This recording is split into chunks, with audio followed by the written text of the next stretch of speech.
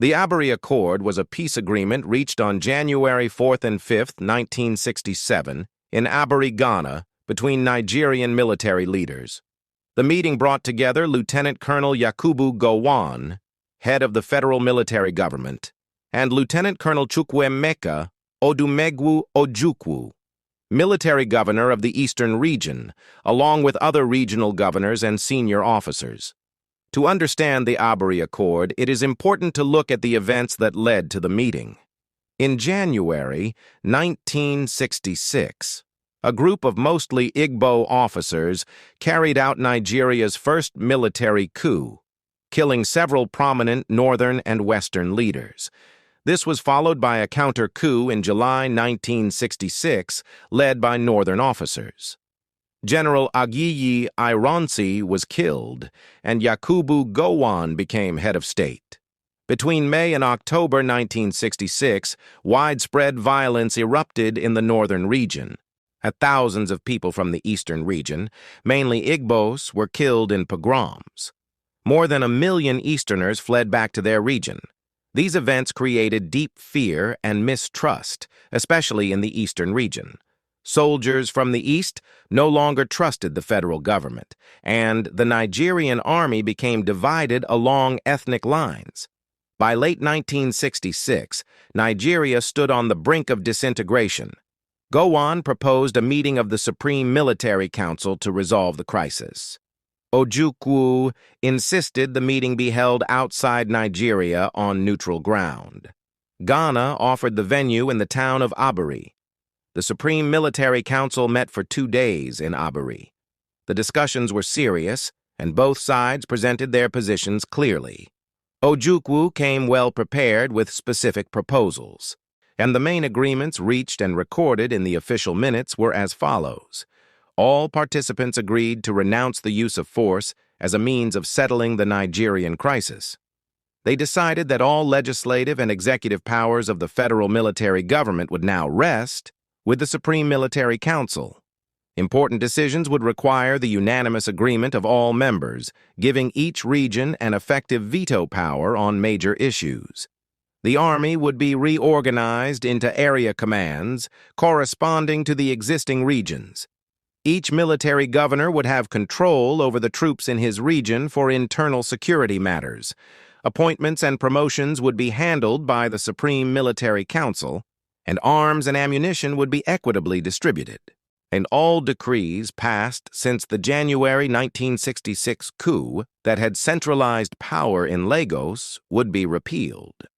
The country would move toward greater regional autonomy.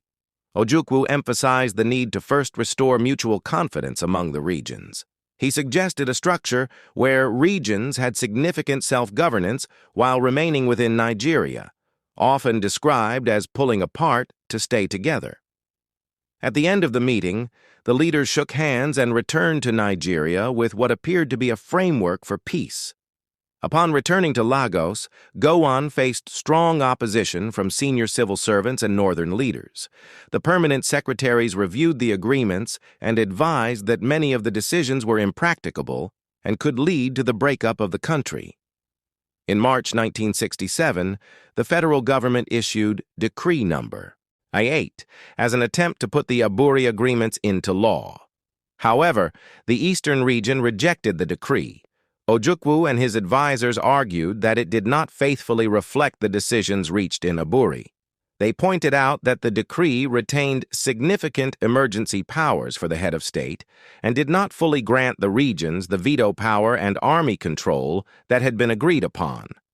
Ojukwu set a deadline of March 31, 1967, for the full implementation of the Aburi Accord. When this was not met, tensions rose further. On May 27, 1967, Gowon announced the creation of 12 new states. This decision divided the large eastern region into smaller states, separating non-Igbo-speaking areas. The eastern region viewed this move as a violation of the spirit of the Aburi Accord because it altered the regional structure without full consultation. Ojukwu declared that the federal government had failed to honor the agreement. On May 30th, 1967, the Eastern region seceded and declared the independent Republic of Biafra. Fighting between federal forces and Biafran forces began in July 1967, leading to the 30-month Nigerian Civil War. The Aburi Accord collapsed because the two sides had different interpretations of what had been agreed. The federal side believed full implementation would weaken the central government too much, while the eastern side saw the lack of implementation and the creation of new states as a clear breach of trust. The failure of the Aburi Accord is often described as one of Nigeria's greatest missed opportunities for a peaceful resolution. Many historians argue that if the agreement had been faithfully implemented, Nigeria might have developed a more balanced and decentralized federal system. The federal perspective holds that Ojukwu's demands went too far toward confederation and that secession was ultimately his goal. The Eastern perspective maintains that Gowon and the federal government reneged on the promises made in Aburi under pressure from civil servants and regional interests. Today, the issues discussed at Aburi continue to resonate. Debates about true federalism, regional autonomy, and restructuring remain central to Nigeria's political conversations. The story of the Aburi Accord shows how mistrust, differing interpretations, and lack of political will can turn a potential peace agreement into the prelude to war. It remains a significant event in Nigeria's history and a reminder of the high cost of broken agreements.